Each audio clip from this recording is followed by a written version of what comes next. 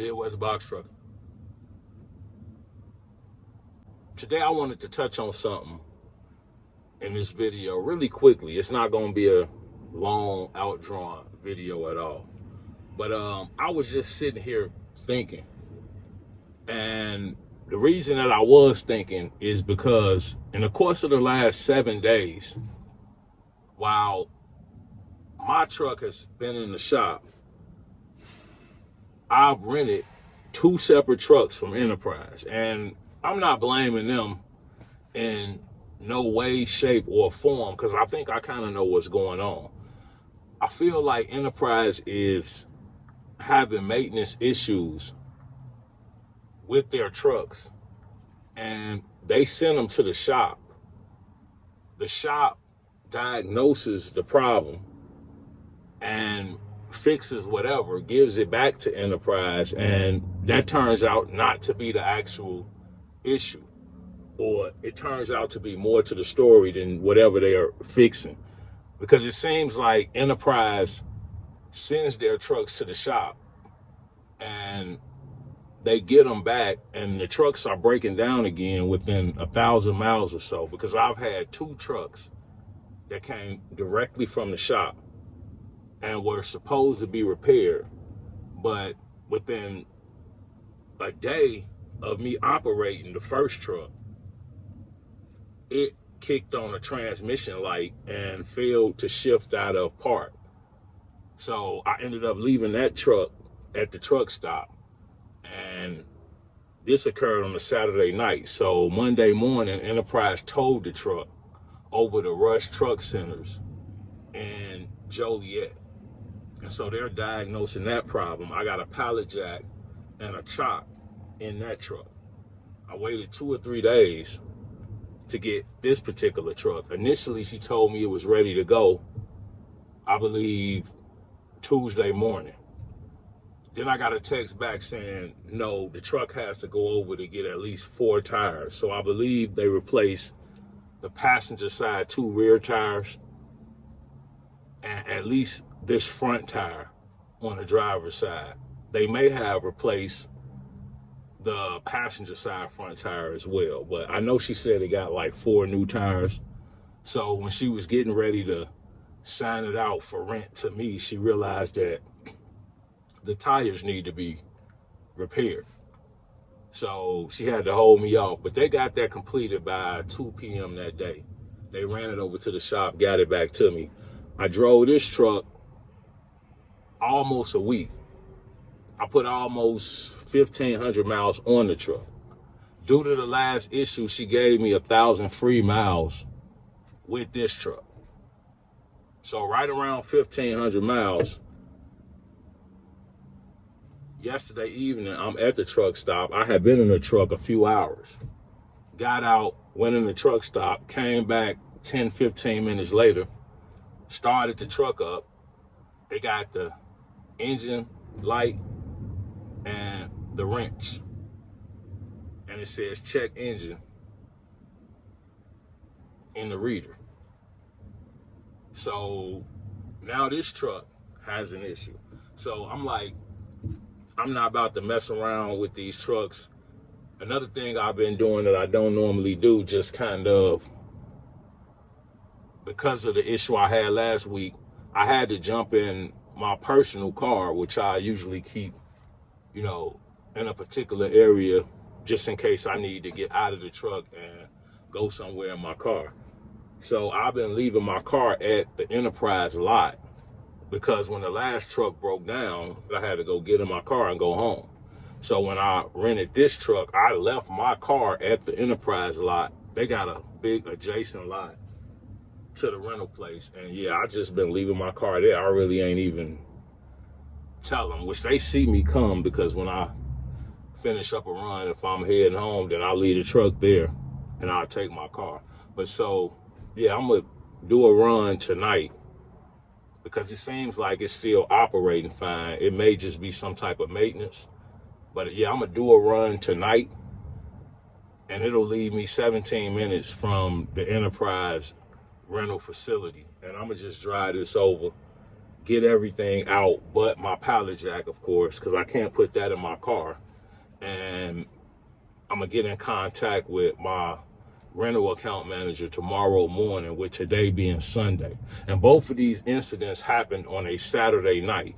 So it was a situation where, besides roadside, everybody's off for the next couple days, or at least Saturday night and Sunday. So you got to wait till Monday to get the claim rep on the case. So she gonna probably be enthusiastic, to say the least, to find out that now this truck has to go right back to the shop, just like the last truck that they provided me. And I'm sure she'll probably offer me some extra miles or something. We'll work it out.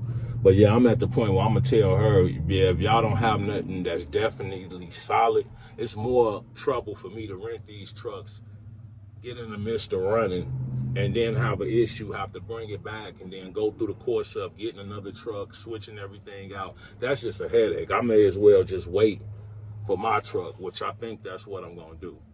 And I'm saying all of this to get to this point.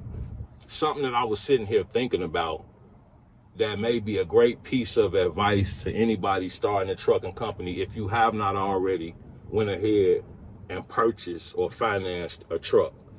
And I found out about this, no, I'm gonna be honest, it was mentioned to me before I purchased a truck. I didn't want to do it. I thought purchasing a truck was a better route. So that's the route I went.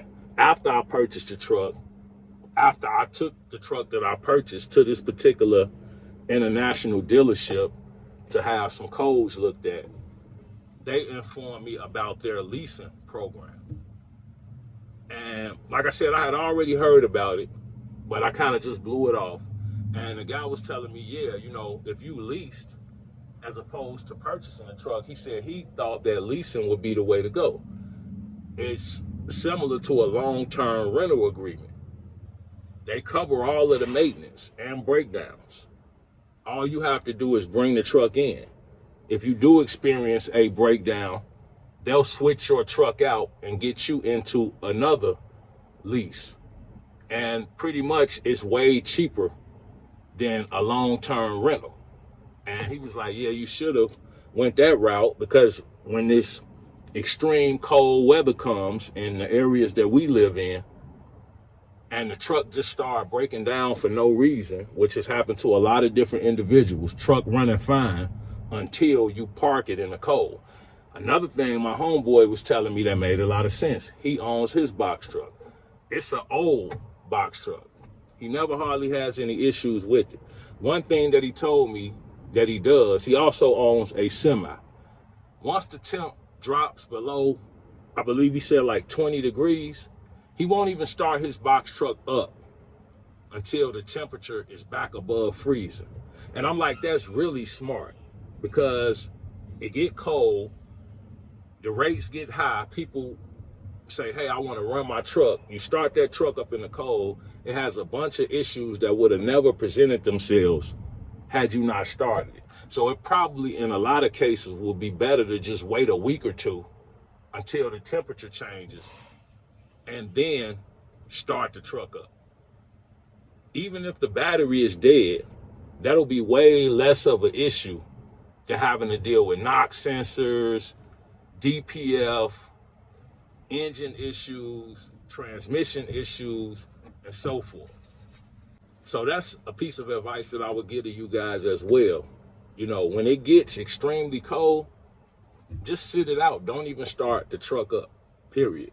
But the point I was getting to was, it may be a better idea for individuals starting out. It may be a lot safer as well for you to start in a leased box truck. You may not never own a truck, but I was just sitting here thinking, you may not never need to. You're supposed to be using this trucking company as a stepping stone anyway. So 3-4 years of being in a truck, you should be already have made other arrangements and invested in other things to be able to make money. And that's something else that I would mention to you guys, not getting off topic. I know I'm all over the place, but I'm just trying to give you guys a few tips. Crypto right now. I've just recently started to invest in crypto, something that, once again, I always kind of blew off. Been hearing about it for the last 3 or 4 years. Individuals told me they were making money, whatever. Digital currency, not me. I just began to educate myself and invest in different crypto coins and digital currency. And I'm not going to bring anything to the space that's not 100% true. I've already began to make money. Now, I haven't made a whole lot of money, but I've made some money. I aspire to eventually make a whole lot of money, and that's kind of what I'm hinting at with you guys. Crypto may be something that a lot of individuals may want to open up and look into.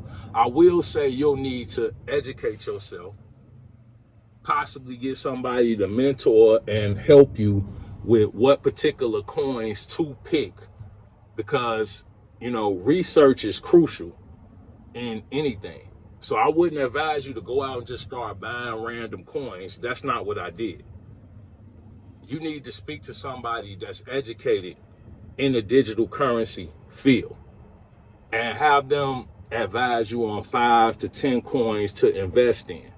But it's being said in the space, and I feel like it's 100% true. It's millionaires being made through digital currency. So this is kind of what I was getting at. After running these trucking companies for 2, 3, 4 years, these are some of the avenues you need to look down in order to move into those higher tax brackets and get out of the day-to-day operations of running a trucker tunnel vision, etc. So that's kind of what I'm getting at. You can lease a truck for 3, 4 years and have a plan that at the end of that 4 years, you want to be done with this. Or at that point, purchase a used truck, whatever it may be. You have individuals that purchase new trucks, and now they want to get rid of the new trucks and buy used trucks. So see, it all changes. You never know what could change on a day-to-day basis, month to month, year to year. So why be so invested in a truck when you can just lease? And it's not going to be as expensive as a rental, but at the same time, they cover the maintenance. And as we see, maintenance has been a major headache. You guys that live in warm weather states, cherish that. Because where we live, you could park your truck and be perfectly fine. You come back, it has an engine light or a transmission light and so forth. So like I said, warm weather state people, cherish that. The rates that we receive here, most of the stuff we use in maintenance. I'm just being 100% honest. The extra money we make probably goes into maintenance. So don't get so enthusiastic about the Midwest and their rates, especially in the wintertime. But this was just a little piece of advice I wanted to give to you guys as far as how to come in and avoid the cost of major maintenance issues, because they're unavoidable. These trucks are going to break down. So like I said, if you're in a leased box truck, and if you're saying, where can I lease one? Center State International, the dealer, leases newer box trucks. So that's where I would start. You fill out an application, they have a rep that handles it, and they could possibly get you into a leased truck. Nobody wouldn't even know the truck was leased but you. You still gonna put your company signs on it and so forth. It's just, it's gonna be a year-to-year lease as opposed to you purchasing or financing a vehicle for 5, 6 years. So that's why I wanted to get this information out, just to give you guys another avenue. I know it's a bunch of people still starting up, and this is something that I'm almost to the point now with just some of the money I've been spending in maintenance. I probably should have just leased the truck, because I have a plan to be out of this within max 3 years. And to me, that's too long. I'm trying to be out in a year and a half, but I understand things don't always go as planned. So 3 years tops is what I'm giving myself to move into something else and create passive income to where I can, have more personal time, vacation, visit with family members, and so forth. So this is something that you guys should possibly think about if you're currently starting a trucking company. And like I said, you haven't already purchased a truck, go ahead and look into a lease box truck first. Figure out the terms, see if it'll work for you. That may be a better avenue than what's out here. Everybody's saying pretty much you need to own a truck. Like I said, the lease avenue is similar to a long-term rental, but a lot less expensive. So that's the piece of advice I would give to you guys. And like I said, to each his own, but if I could go back and do it over, I probably would have leased a truck. And with that being said, I ain't gonna hold you guys. You guys stay safe out there. Take it easy. Have a good one. Appreciate you.